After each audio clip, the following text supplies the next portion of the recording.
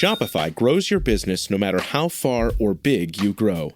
Shopify is the global commerce platform that helps you sell at every stage of your business. Whether you're selling your fans' next favorite shirt or an exclusive piece of podcast merch, Shopify helps you sell everywhere. Shopify powers 10% of all e-commerce in the U.S.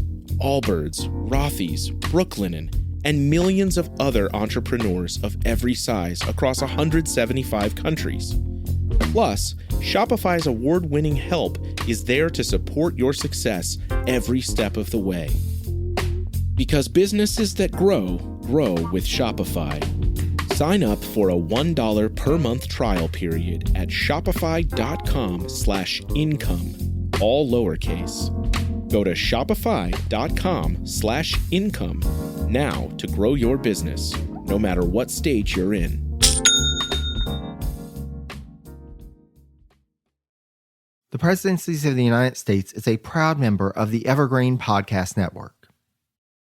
Here I had the satisfaction to find that what had passed at Havre, Georgetown, and Frederickstown had its effects and led these people to understand that they have more to hope for from our generosity than from erecting batteries and opposing us by the means within their power.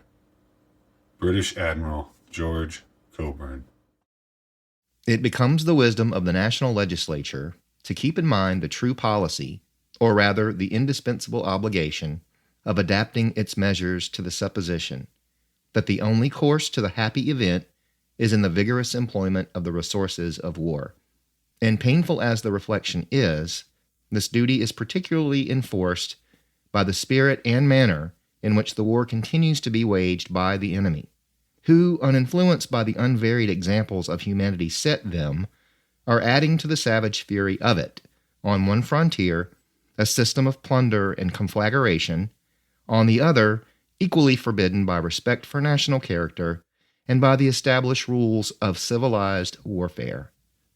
James Madison, Message to Congress, May 25, 1813.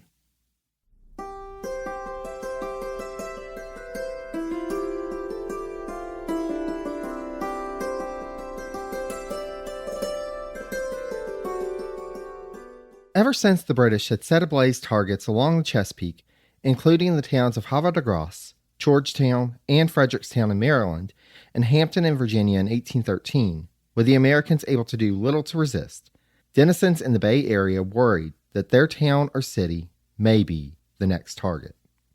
After a brief respite, when British Admiral Cockburn and his fleet returned in the late winter of 1814, the people of Maryland, Virginia, and the District of Columbia could only brace themselves for the degradations ahead.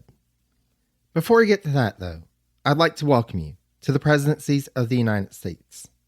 I'm your host, Jerry Landry. Since I started the podcast in January 2017, I knew that one day I would get to this episode and have ruminated over the years as to how I would approach it. I can only hope that this episode and the culmination of years of contemplation and research proves a proper telling, both for the individuals of history involved, as well as yourself, dear listener. With that said, there is absolutely no way I can cover all of the ins and outs of the military operations in the Chesapeake in 1814, as well as the government response. First, in terms of the latter, I think that the Seat at the Table episodes of Madison's cabinet members at the time provides a wealth of information about what each of those cabinet members and their respective departments were doing, or not doing, at the time, so I would refer you to those. In terms of military matters, Charles Niemeyer's The Chesapeake Campaign 1813-1814, published by the Center of Military History, United States Army, provides a wealth of information. Likewise, with more of the civilian perspective of the military operations occurring around them, I would recommend Jane Hampton Cook's book on this topic, which, I warn you, the title is a bit of a spoiler. The Burning of the White House, James and Dolly Madison and the War of 1812. With that said, I'd like to give a special thanks to Patrick and Alex for reading the opening quotes for this episode.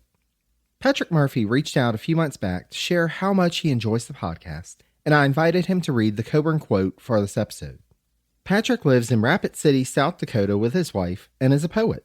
He published a poetry collection in 2018 entitled Poet in the Church House and is currently working on his second book. Patrick is also working on a degree in psychology with an emphasis in counseling due to his passion to help folks with their mental health.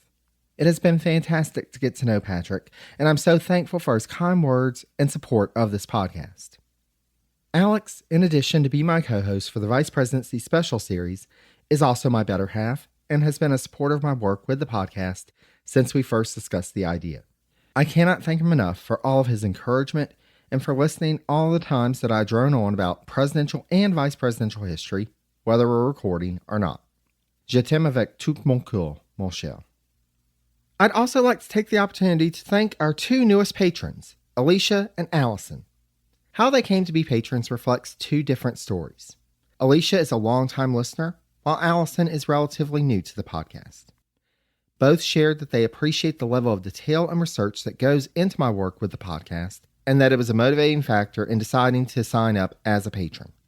Whether you just started listening or you've been listening for a while, if you would like to join Allison and Alicia in supporting the work of the Presidencies podcast as a patron, just go to patreon.com/presidencies and sign up.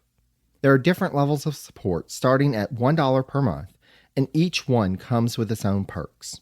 All levels of support get access to an ad-free feed for the podcast, as well as monthly updates from me on what's happening behind the scenes at Presidencies HQ. I'm also toying with the idea of special episodes that will be available just for patrons. Right now, I'm thinking that it would be a series of episodes of myself and my better half and co-host of the Vice Presidency Special Series, Alex, discussing movies or TV shows about presidents, either real or fictional.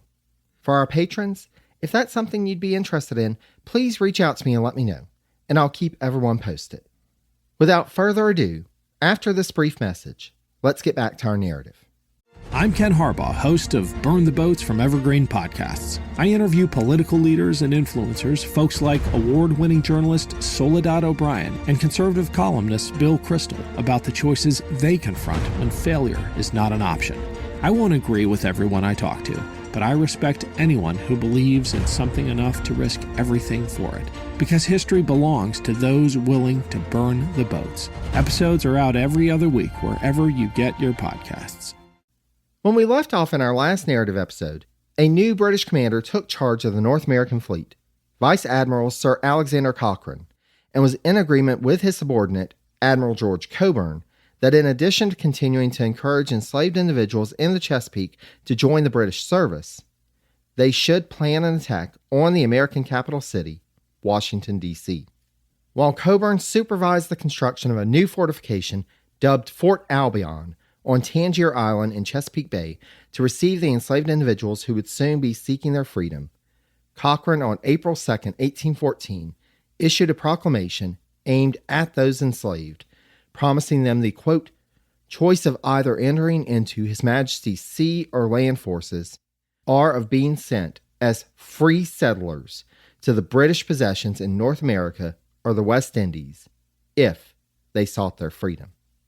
A similar proclamation had been issued by the Royal Governor of Virginia, Lord Dunmore, back in 1775 at the beginning of the Revolutionary War. And just as with that one drafted nearly 40 years prior, Cochrane's proclamation was meant to strike the leaders of America where it hurt, their economic security. There was a concern that, rather than bringing new recruits to their ranks, American enslavers would simply move their captives further inland to prevent them from getting to the British fortification. They need not have worried. By early May, Cockburn was struggling to feed and clothe over 225 additional folks. As he described, quote, crowds of refugees of color of all description, ages, sexes, and condition found their way to Fort Albion, with the vast majority of them, quote, having only the few dirty rags of covering in which they escaped. Naturally, beyond just the issue of provisions, having a sharp increase of population on a small island ran the risk of unleashing a wave of disease among those dwelling on Tangier Island, including Cockburn's men. The Admiral did what he could to ensure the safety of everyone's health, while at the same time recruiting 50 men to join his force. To his new recruits, Cockburn, quote, issued additional food and clothing, convinced that uniforms would help to convert these men into soldiers. Before long, he would admit that these recruits, quote, have induced me to alter the bad opinion I had of the whole of their race, and I now really believe these we are training will neither show want of zeal or courage when employed by us in attacking their old masters. Naturally, you can imagine that white leaders in the Chesapeake area were none too pleased. In Virginia, quote, the state legislature introduced repressive bills restricting slave and free black movement and abolishing schools for blacks, while the government of Richmond, quote, considered evacuating all blacks except those deemed absolutely necessary. Meanwhile, it took a bit for President Madison, who was back at home at Montpelier, to learn about the situation. But when he did, he wrote the following to Secretary of War Armstrong on May 20th. Quote, I am just possessed of the intelligence last from France and Great Britain and the proclamation of Cochrane addressed to the blacks. They admonish us to be prepared for the worst the enemy may be able to effect against us. The date concurs with the measure proclaimed to indicate the most inveterate spirit against the southern states, and which may be expected to show itself against every object within the reach of vindictive enterprise. Among these, the seat of government cannot fail to be a favorite one. Madison knew that the situation related to the defense of the entire Chesapeake was not good. As new recruits came into the armed services, most of them were being directed to the Canadian theater. Indeed, in the spring of 1814, there was, quote, only an ad hoc fleet of barges and sloops commanded by acting Master Commandant Joshua Barney operating on the waters of the bay in the defense of the United States. While Barney had managed to recruit around 450 folks to his fleet, he knew that the British had around 800 to 900 in the area. That still didn't stop him from launching small-scale attacks against the British at Tangier Island, but it would take more than that to repel them. This, however, wasn't the only challenging situation landing on Madison's desk around this time. While Cockburn was directing operations in the Chesapeake, British agents were hard at work spreading the impact of Cochrane's proclamation to other parts of the Southeast. George Woodbine, a white trader from Jamaica, had been appointed as an agent to coordinate outreach efforts to enslaved individuals, independent maroon communities, and native peoples in the Southeast. While it is far beyond our scope to go into the complex socio-economic schema of the Southeast at the time, I do feel that I need to provide more information on maroon communities. Though some enslaved individuals sought their freedom by fleeing to the north, there were also folks who sought refuge in the swamps and bayous of the coastal South. As described by David Silkenat in a book that I highly recommend, Scars on the Land, An Environmental History of Slavery in the American South, quote, forbidding and menacing, swamps across the South hosted dozens of maroon communities.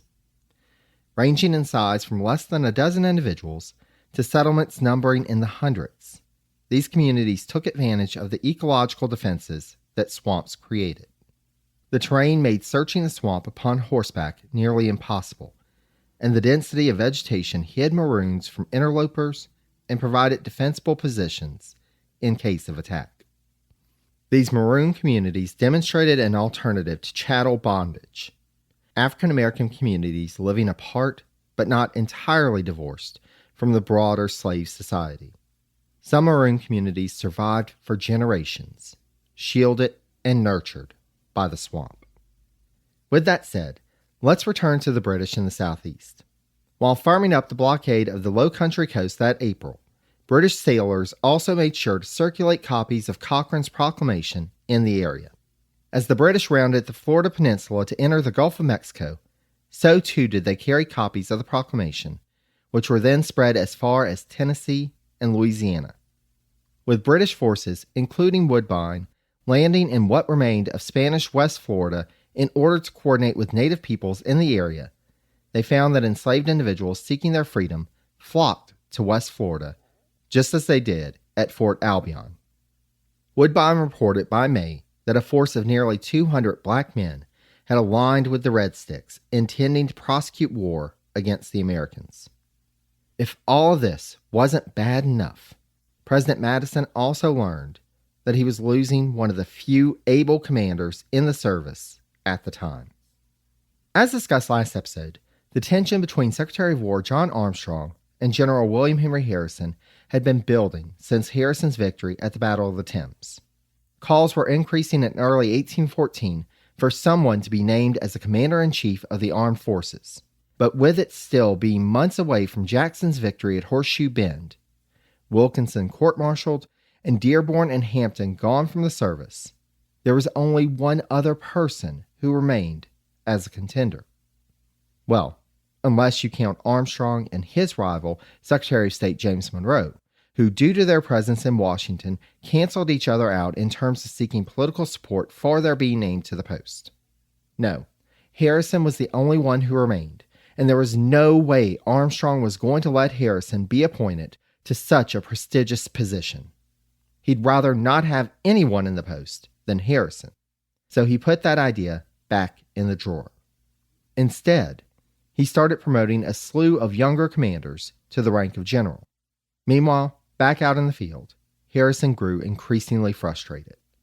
In addition to trying to sort out the constant issue of ensuring a sufficient supply of provisions and material for his troops, Harrison also found, as many other commanders in the field had, Armstrong liked to stick his nose into matters and issue his own orders without consultation with the generals.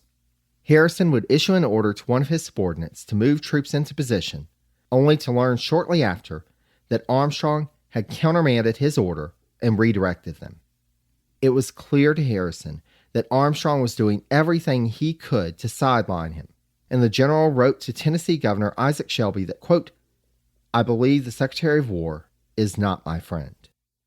If only he knew what Armstrong was up to around that time in Washington. The Secretary of War had appointed the merchant firm of Orr and Greeley to supply Harrison's troops, but the general, in desperate need of supplies for his troops that Orr and Greeley was not meeting, contracted with another merchant in Cincinnati.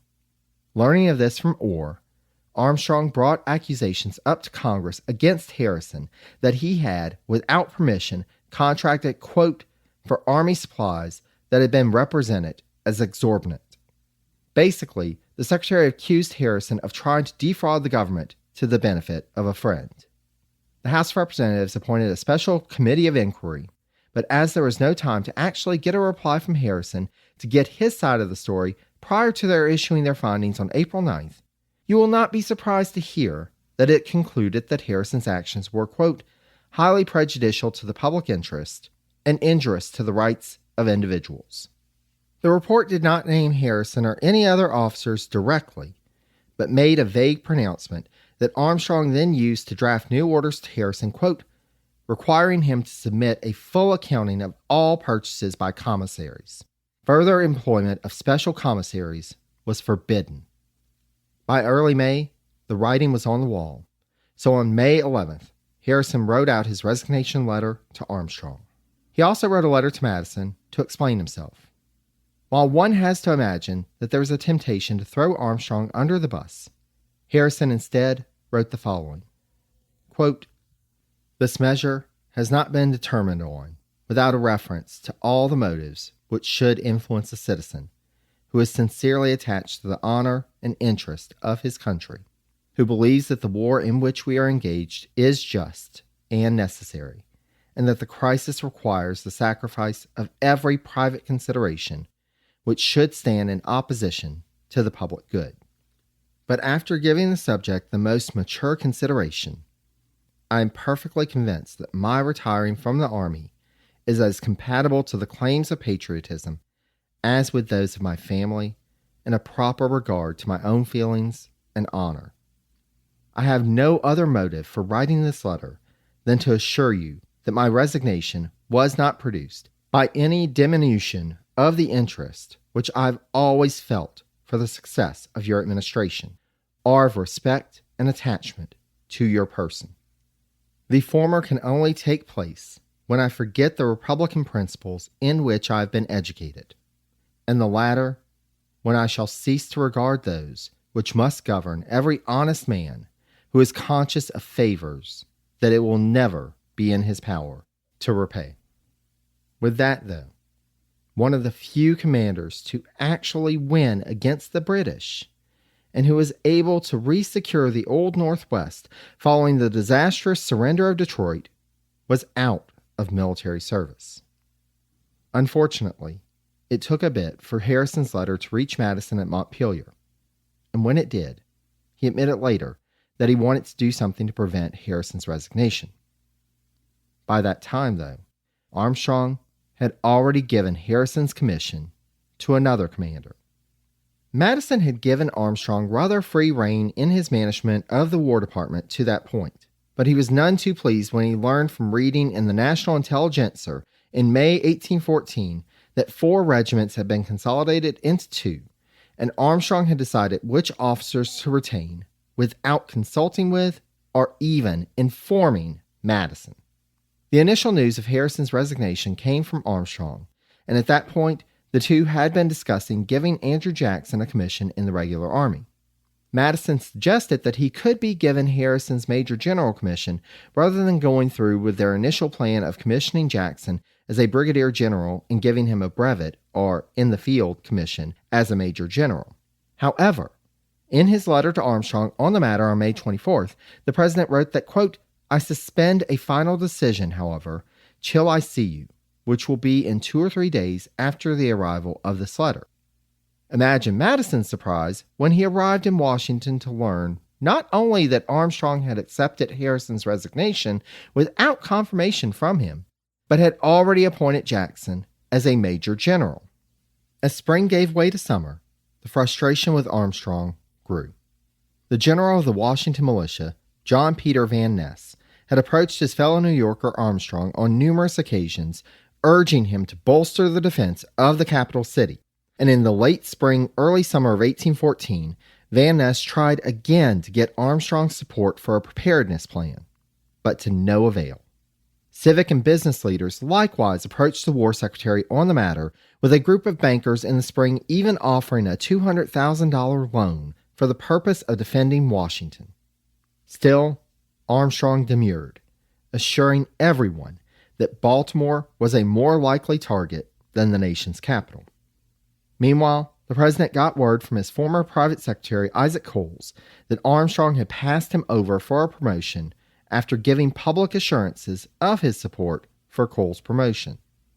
Increasingly, it was becoming apparent to the president that his Secretary of War was one on whom he needed to keep a watch. Madison returned to D.C. and held a series of cabinet meetings starting in early June to get a handle on the war effort. Most cabinet meetings at this point were held in the East Room, which was adjacent to the room that Madison used as his office. His predecessor had divided the room, and Madison, when he took over the presidency, continued the partition with half of the space dedicated to being the cabinet room. The first item of business the cabinet had to consider was what should be the aims for the current campaign season. Again, their primary focus was on Canada, and they issued orders for, quote, American forces at Detroit to recapture Fort Mackinac and General Brown's army on the Niagara frontier to cross the river and campaign, as had been twice before, toward York, as well as for assaults down the St. Lawrence and down Lake Champlain toward Montreal. Little did the cabinet know that 4 days prior to their meeting, the British government, quote, had ordered 10,000 soldiers who had previously fought Napoleon in Europe to be sent to Canada. With military orders being sent northward, the president and his advisors then had to consider what terms they should stipulate for the peace negotiations with the British. The stance of the administration to that point had been that no peace should be concluded without the issue of impressment being addressed. And indeed, when Madison put the question before his cabinet again, 3 out of the 5 agreed that dealing with impressment in some fashion was a must. However, when he asked them if the peace negotiators should be allowed the option to refer both the impressment issue and matters of trade to future negotiations in the treaty, all but one replied in the affirmative. We'll see what the commission does with these instructions in a future episode, but just know at this point, there were limits to how far the administration was willing to go in order to obtain peace. A few days later, however, their opinion changed. After their cabinet meetings on June 23rd and 24th, President Madison received a note from Peace Commissioner Albert Gallatin, and the news was not good. Though, as noted last episode, the administration thought that the defeat of Napoleon would prompt the British government to come more willingly and openly to the negotiating table, Gallatin informed the president that the British were doubling down, and new reinforcements, veterans of the Napoleonic Wars, would soon be on their way to North America to face the U.S. troops. Gallatin also assured Madison that, quote, they, i.e. the British, will also turn against us as much of their superabundant naval forces as they may think adequate to any object they have in view. Madison called his cabinet back together on the 27th, and at this point, they agreed unanimously to no longer require that impressment be mentioned at all in a peace treaty with the British.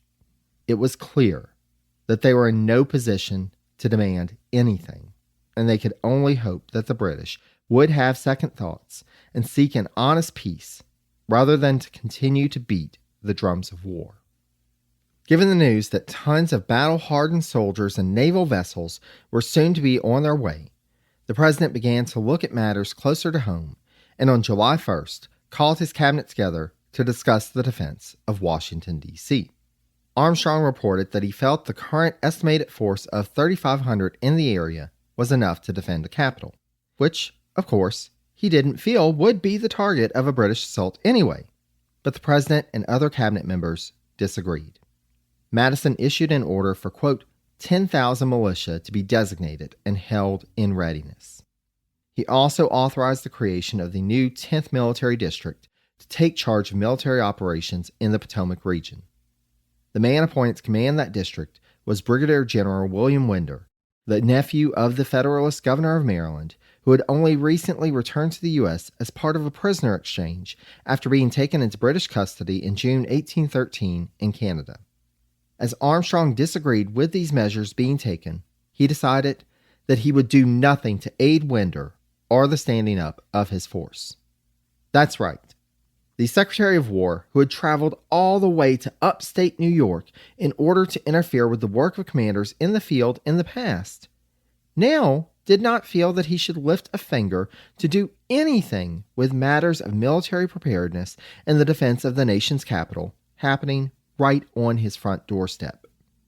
Armstrong and Winder quickly entered into a back-and-forth scrap about when to call out the militia that Madison had authorized, with Winder wanting to move sooner rather than later, while Armstrong felt that they should wait until an actual threat materialized. While Winder was far from the ideal choice for this posting since, as noted by Cook, he, quote, was younger than many of the militia he would command, at least he was trying to do something.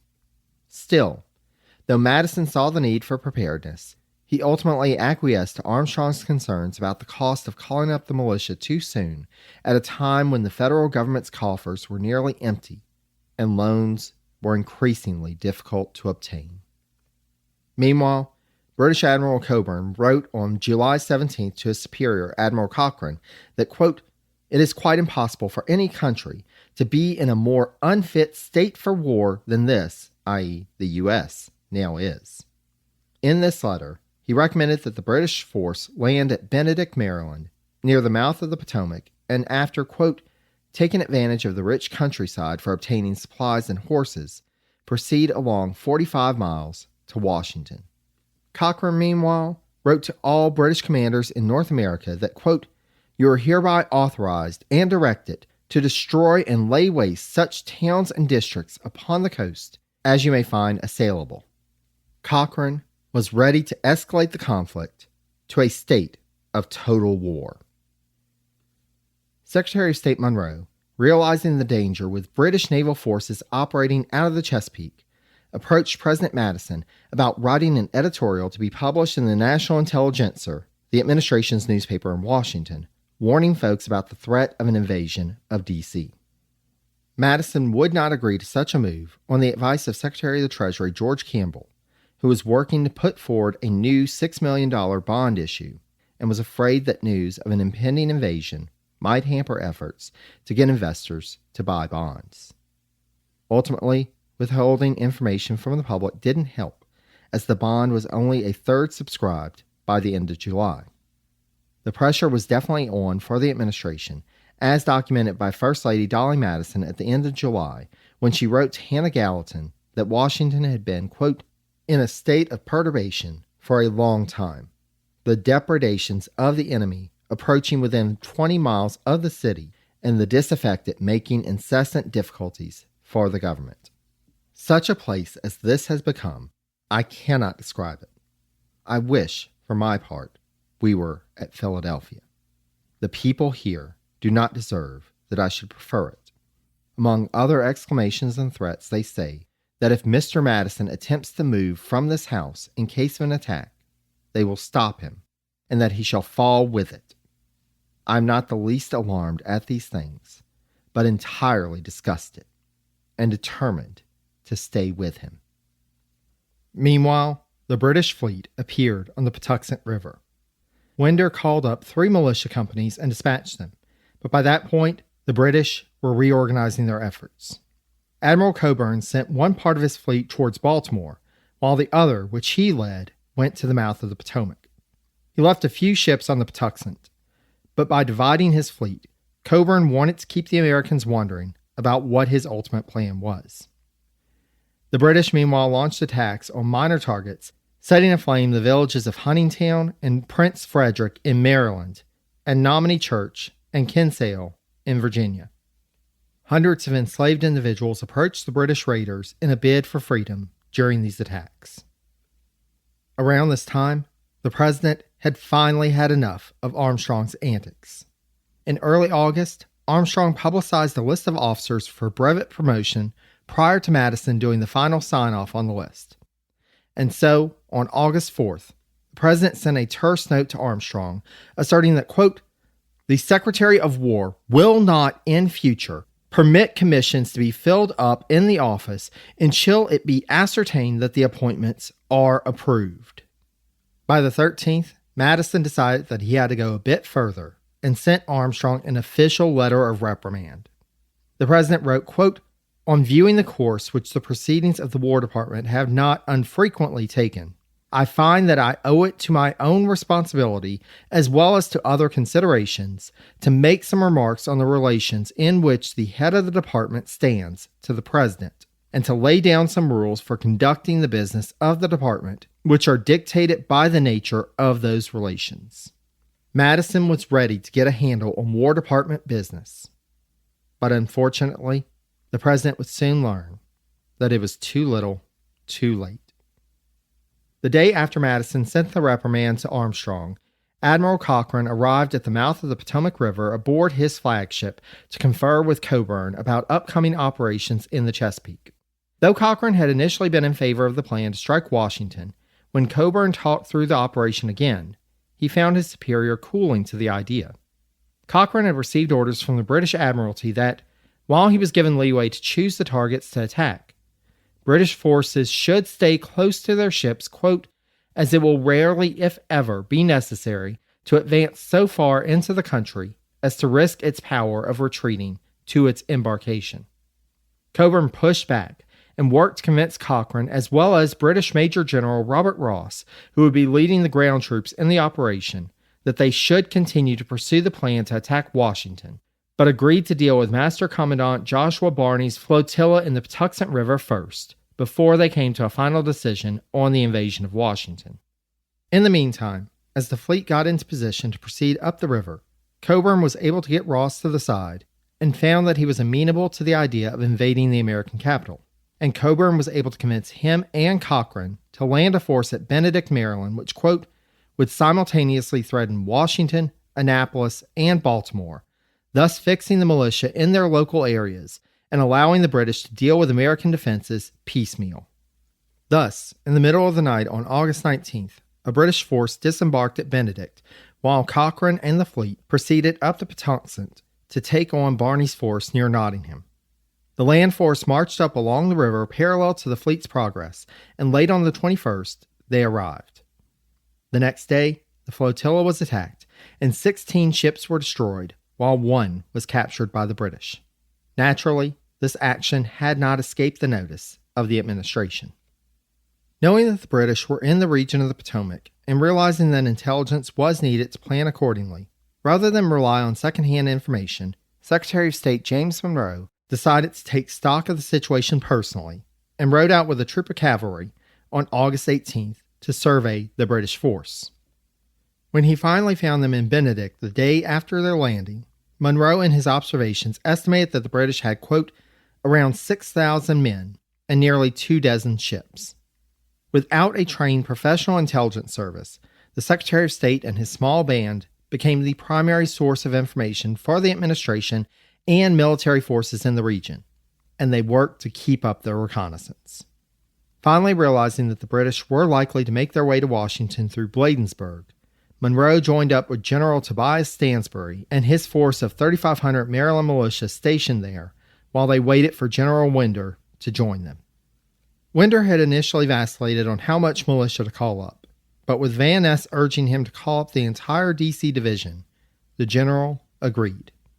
Unlike Winder, Monroe did not hesitate. When he received word that a British detachment was on the road to Bladensburg, he wrote to Madison early on the 22nd that, quote, the enemy are in full march for Washington, and also sent back word to his direct reports at the State Department that they should gather the department's papers and transport them, quote, to retired places. The documents that the State Department officials were charged with securing and preserving included, quote, the original Declaration of Independence, the Articles of Confederation, the U.S. Constitution, treaties, laws, and some papers of George Washington. It was also around this time that President Madison decided that he needed to take a more active role in the field. Madison had been receiving bad news on all fronts for a bit by this point. Military operations in the Niagara frontier were not going well, and it looked like British forces in the area were back on an upswing. In early August, word arrived that the first group of 15,000 British veteran soldiers had landed at Montreal. Now, the British were nearly on the doorstep of the nation's capital. On the afternoon of August 22nd, Madison rode out with Secretary of the Navy William Jones, Attorney General Richard Rush, and 3 aides to Old Fields, Maryland, where Winder's force was encamped. First Lady Dolly Madison was left at the President's house to gather up, quote, cabinet papers, public and private, to make them ready for transport if the British proceeded towards Washington. The President and his party found Armstrong at the camp when they arrived, and they all remained in the area overnight. Throughout the day on the 23rd, Madison sent messages back to his wife, urging her to get the cabinet papers into a carriage and be ready at a moment's notice to depart, when word arrived from Monroe, still on his scouting mission, that the British were on the march towards Washington. The President arrived back at the President's house late, and the Madisons spent the evening at home. We have no way of knowing whether the thought passed through their minds that this would be the last night they would ever spend at the President's house. But they apparently made their way to the roof just before dawn to survey the District of Columbia with spyglasses. Meanwhile, unbeknownst to the Americans, on the 23rd, it was still not clear at the highest ranks of the British command in Maryland as to whether an invasion of Washington would happen. Admiral Cockburn had managed to convince General Ross to support the plans, but when they sent word of their decision to proceed to Admiral Cochrane, he sent back orders late in the day with a lower-ranking officer, quote, that under all circumstances, the Rear Admiral, i.e. Cockburn, had already effected more than England could have expected with the small force under his orders, that he was on no account to proceed 1 mile further. The officer reached Cockburn and Ross's headquarters at 2 a.m. on the morning of the 24th and gave Cochrane's orders to Cockburn. The Admiral then went on a walk with Ross to discuss the situation and managed to convince the general that they had come too far to turn around and retreat. When Cockburn wrote back to his commanding officer, he simply acted as if he had not received Cochrane's orders. First thing the morning of the 24th, Madison received an urgent message from General Winder and, after forwarding it along to Armstrong, proceeded to Winder's current encampment at the Washington Navy Yard. He was soon joined by Secretary of State Monroe, Secretary of the Navy Jones, and Attorney General Rush. An hour later, despite his ill state of health, Secretary of the Treasury George Campbell arrived at Winder's camp. It wouldn't be until 10 a.m. that Armstrong showed up. And you can only imagine what the president thought of the late arrival of the cabinet secretary most directly responsible for the nation's ground forces when reports were coming in that the British were approaching the gathered American forces position at Bladensburg, Maryland. When told of the situation, Armstrong expressed his pessimism in the ability of American militiamen to be able to face off against British regulars. Madison and his cabinet agreed to ride out to Bladensburg and try to motivate the defending force by their presence. As Campbell was too ill to accompany his colleagues, he gave Madison his dueling pistols and a holster for the president's defense. Though Madison initially declined the offer, he ultimately realized that it was probably a good idea. Prior to their parting, Campbell privately expressed his concern over Armstrong's, quote, great reserve on so critical an occasion. Madison then ordered Armstrong to accompany Winder to Bladensburg and assist in the general's defense efforts as much as he could before he and Rush made a brief detour to the Marine barracks before proceeding themselves to Bladensburg. Madison's horse went lame during the journey, and they had to find him another horse to borrow to proceed on to Bladensburg. They rode unaware towards a bridge that would lead into the center of town before an American sentry warned them that the British had made it to the town first and occupied it. Winder and his force were on a nearby hilltop overlooking Bladensburg. If there's any better sign of just how disorganized things were in the American defense, if not for that one sentry, the President and Attorney General were just a couple of minutes away from riding directly into the British forces and being captured. When they joined up with the American forces, Madison and Rush found Armstrong, Monroe, and an exhausted General Winder, who had worn himself out with going hither and yon trying to make arrangements the past few days, and at one point falling into a ditch and suffering a minor injury. After a brief moment of hesitation, which Coburn quickly addressed, General Ross ordered his men forward, and as they started to proceed across the bridge leading out of Bladensburg, American artillery started firing upon them. As noted by Cook, quote, mounted on a charging horse, Coburn couldn't have appeared more brazen had he held a pirate's flag. His uniform stood out the most, with his conspicuous gold-laced hat and epaulets fully exposed within 130 or 40 yards of his foes. When a lieutenant suggested that he should take cover, the admiral simply replied, "Pooh-pooh, nonsense." Though the Americans fired the first shot, as soon as the British began to fire Congreve rockets at the American lines, though these projectiles were more intimidating than injurious, the American militia started to panic. Winder warned Madison to fall back to the rear when a rocket flew over his position, and the general attempted in vain to rally his troops. It wasn't long before the American artillery died away and a full-scale retreat was underway.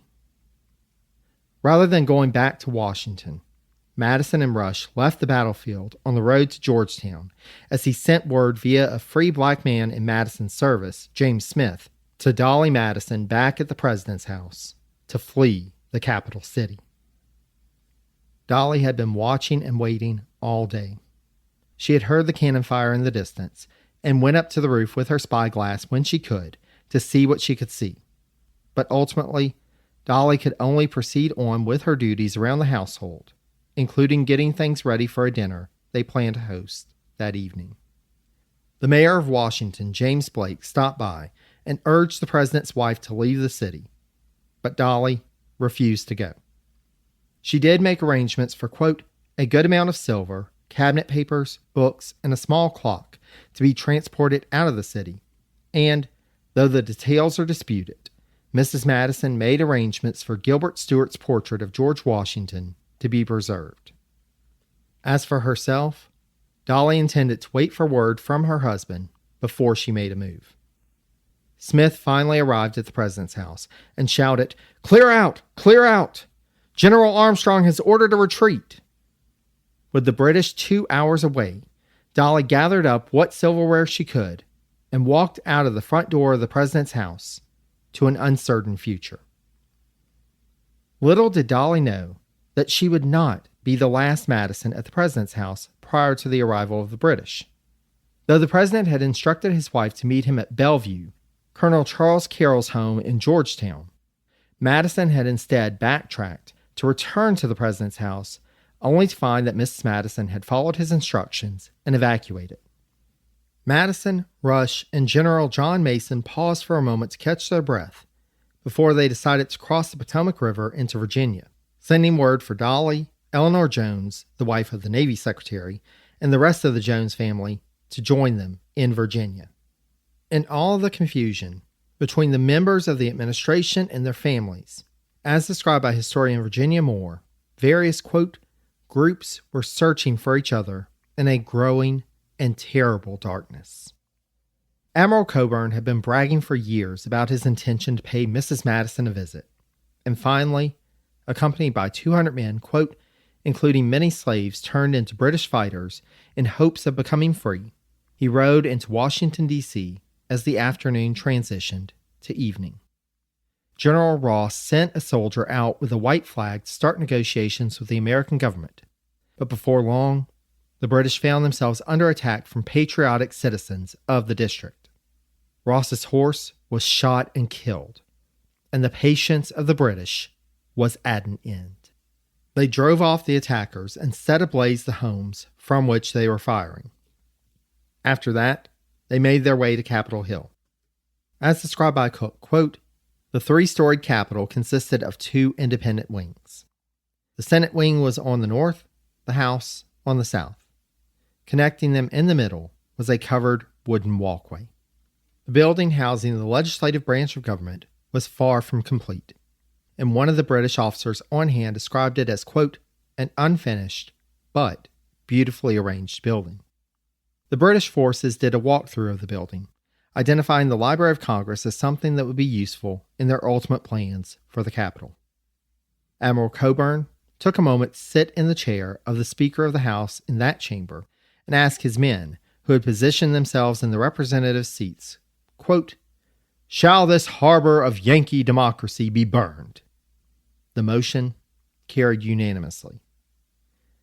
After gathering the books of the Library of Congress, as well as other papers, chairs, desks, and anything they could find in key positions, the British fired rockets into the Capitol and set it ablaze.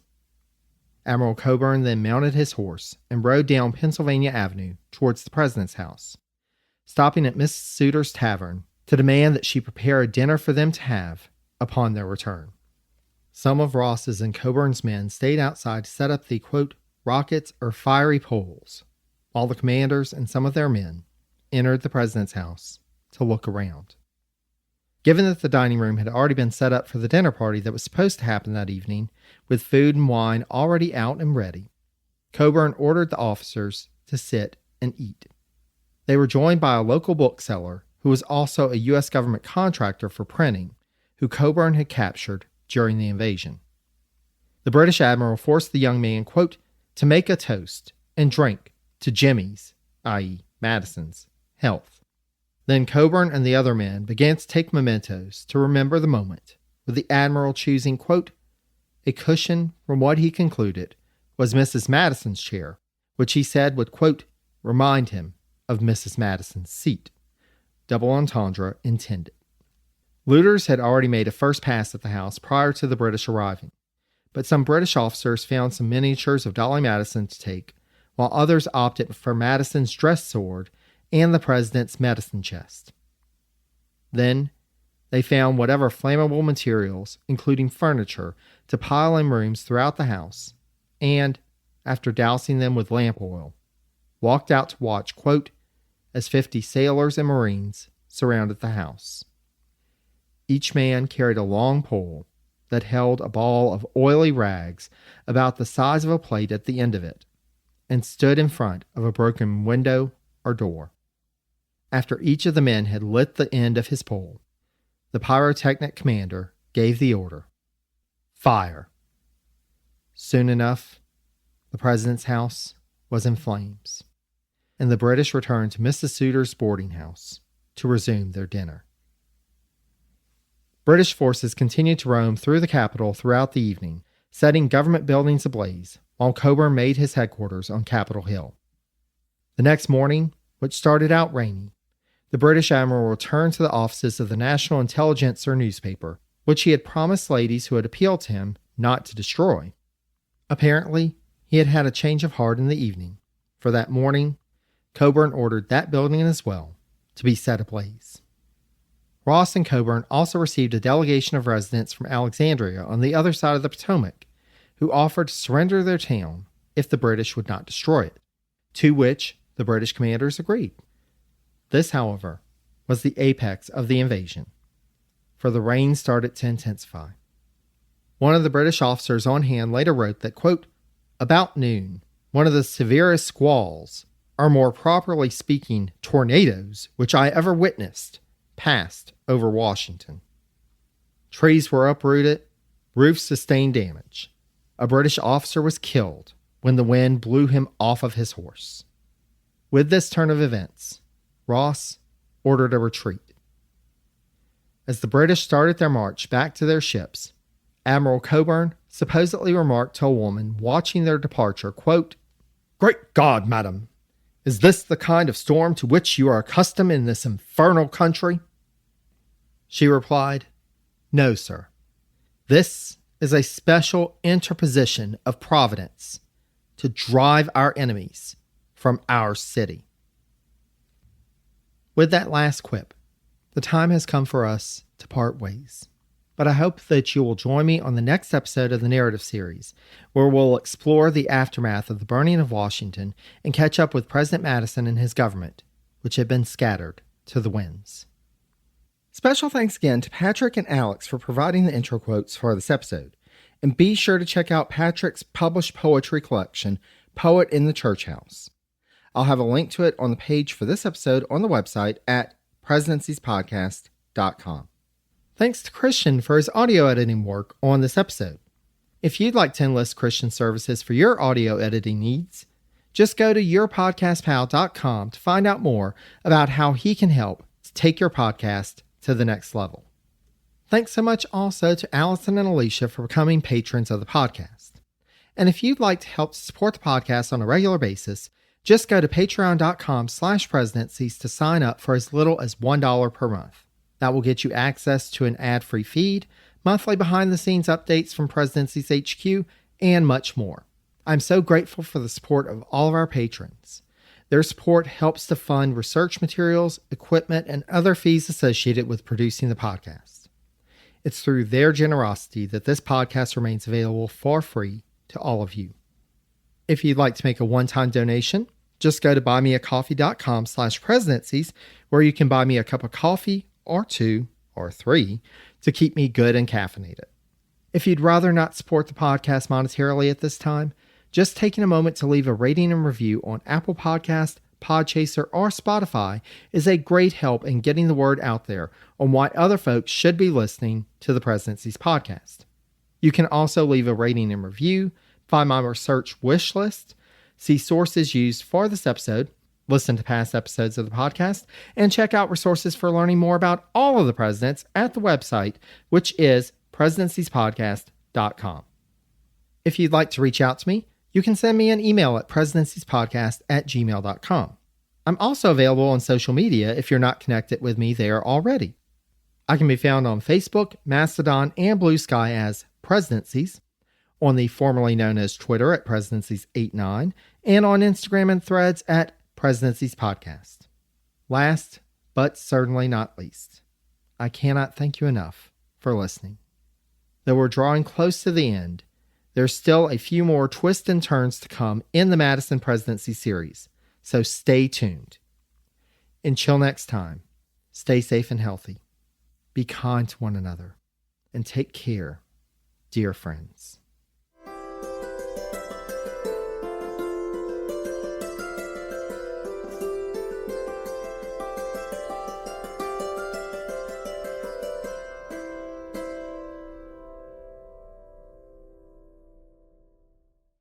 Hey, podcast listeners, I'm Paul Brandis introducing my podcast, Countdown to Dallas. It's a fascinating, in-depth look at the seemingly unconnected events that led to the assassination of President John F. Kennedy. It's based on my book of the same title. In that book and in this podcast, I go all the way back to 1939, when Lee Harvey Oswald was born into a troubled and dysfunctional family. I'll follow his transient and often violent teenage years and young adulthood, painting a fuller picture of the man who would later become Kennedy's killer. I also take a look at events unfolding in that era, like Cuba and Vietnam, and I'll unpack the conspiracy theories too, not one of which has ever been conclusively proven. Subscribe to Countdown to Dallas at evergreenpodcasts.com or your favorite listening app, October 31st.